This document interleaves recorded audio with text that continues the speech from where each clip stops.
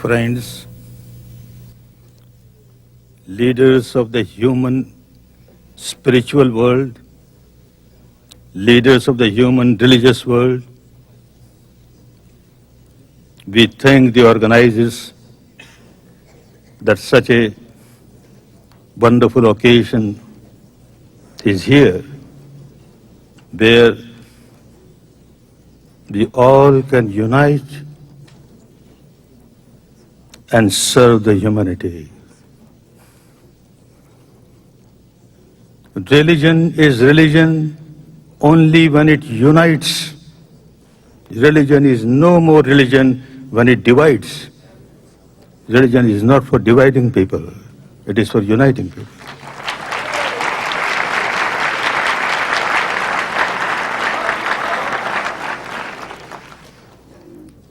So much has been said about conversion, for conversion and against conversion.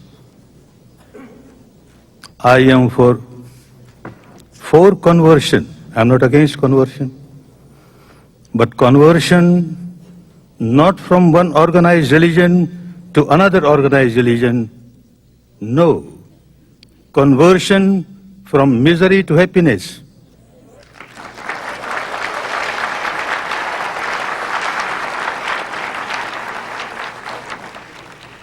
Conversion from bondage to liberation.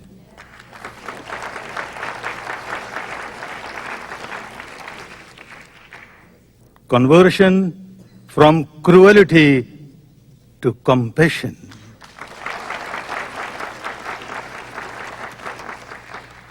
That is the conversion needed today. And that is what this organization should make a point to implement. Our ancient country had not only given message of peace and harmony to the world, to the humanity, enlightened persons have given a method, a technique, how to have peace, how to have harmony. To me, to think of peace in the human society, we cannot ignore individuals. If there is no peace in the mind of the individual, I can't understand how can there be real peace in the human world.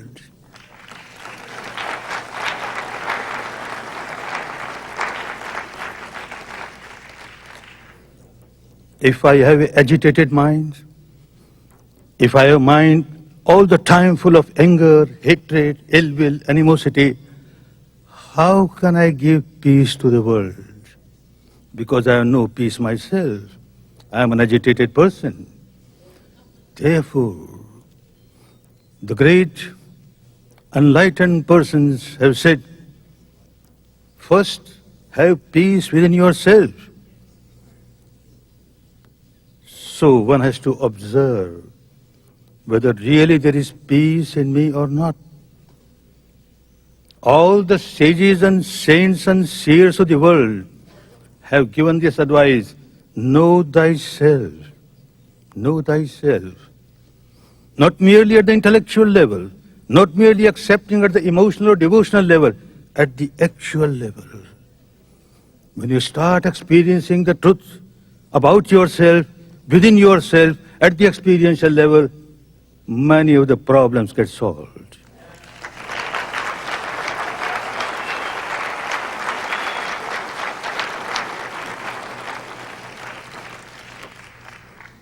You start understanding the universal law of the nature, or universal law of the God Almighty, universal law which is applicable to one and all. When I start observing within myself, and I find that I am generating anger, hatred, ill will, animosity, I immediately realize that I am the first victim of my anger.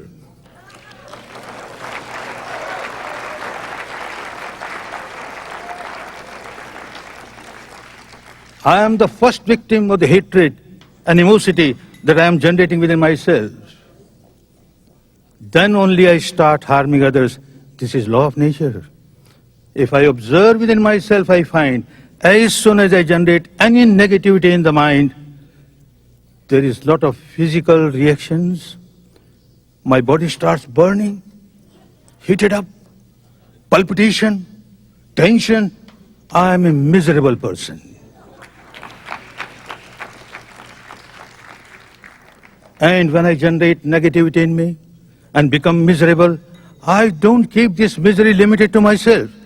I keep on throwing this misery on others.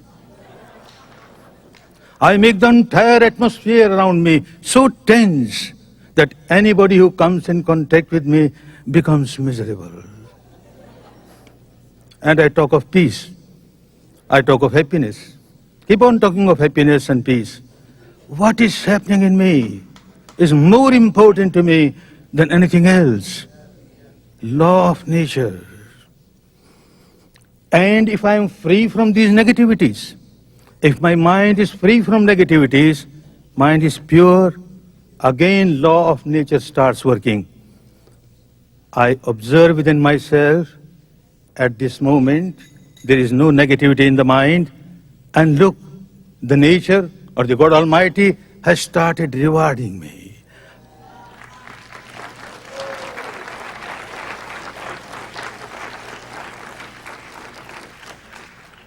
I feel so peaceful, so peaceful. As when I generate negativity, I observe, I become so miserable. So anyone belonging to this religion or that religion, this tradition or that tradition, this country or that country, when one breaks the law of the nature, one generates negativity in the mind, bound to suffer. The nature starts punishing this person. The hellfire within. One starts feeling the misery of hellfire within. This is the seed that I am sowing, the seed of hellfire within. After death, I will get nothing but hellfire. Law of nature is such. If I keep my mind pure, full of love, full of compassion, I enjoy the kingdom of heaven within myself.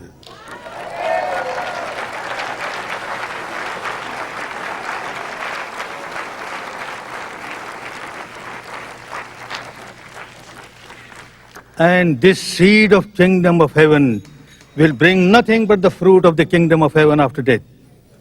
Whether I call myself a Hindu or a Muslim or a Christian or a Jain makes no difference. Makes no difference. Human being is human being. Human mind is human mind. Conversion should be from the impurity of the mind to purity of the mind.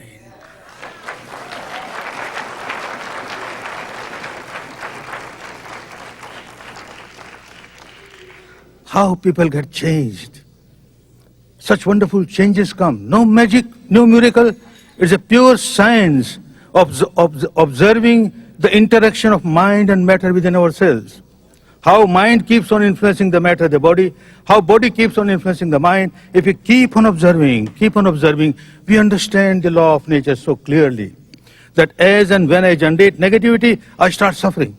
And as and when I am free from negativity, I start enjoying peace and harmony. That can be practiced by one and all. A wonderful tradition, a wonderful technique given by the enlightened one in our ancient country and spread in the world. Even today, people from different communities, different traditions, different religions, they come and learn this technique, they get the same benefit. They continue to remain Hindu as Hindu, Buddhist as Buddhist, Muslim as Muslim, Christian as Christian. Makes no difference. Human being is human being. What makes the difference? But a big difference comes. They become real spiritual people, full of love, full of compassion, good for themselves, good for others. When I generate peace in my mind, the entire atmosphere around me gets permeated with the vibration of peace. Anybody who comes in contact with me starts enjoying peace. This is the real conversion which is necessary, nothing else.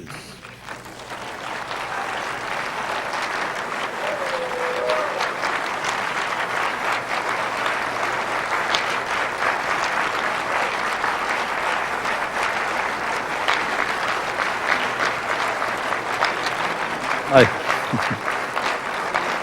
thank you. I have heard the sound of the bell. But still, permit me to read out a message of my ancient country, a benevolent message from my ancient country, which is inscribed on the rocks from 2,300 years and gives a message to the entire human world. The message of the great Emperor Ashoka, an ideal emperor, how an emperor rules. Now this message says, one should not honor only one's own religion and condemn other religions. Important message to the world of today. You keep on condemning others, keep on saying that mine is the best, mine is the best. You are creating difficulties for the human beings. Instead, one should honor other religions for various reasons. Every religion worth the name has got this core, the wholesome core of love, compassion, goodwill. Every religion give honor to the religion because of this core. The outer shell always differs. This rite, that ritual, this ceremony, that ceremony, this belief, that belief. Don't quarrel on those. But whatever is inner essence, give importance to that, and there will be no quarrel. By so doing, one helps one's own religion to grow and also renders service to the religions of others.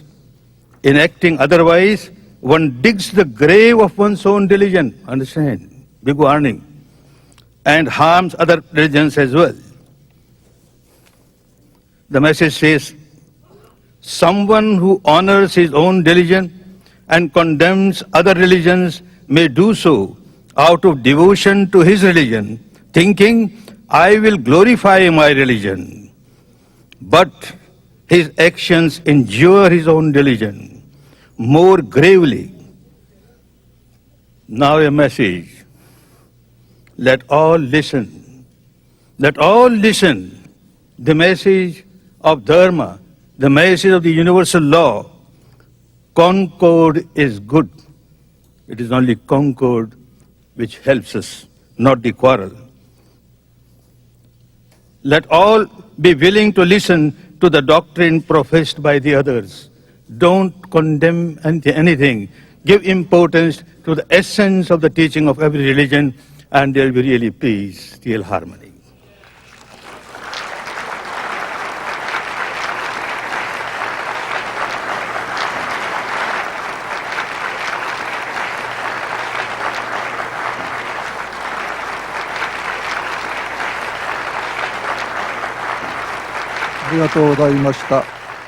Thank you very much.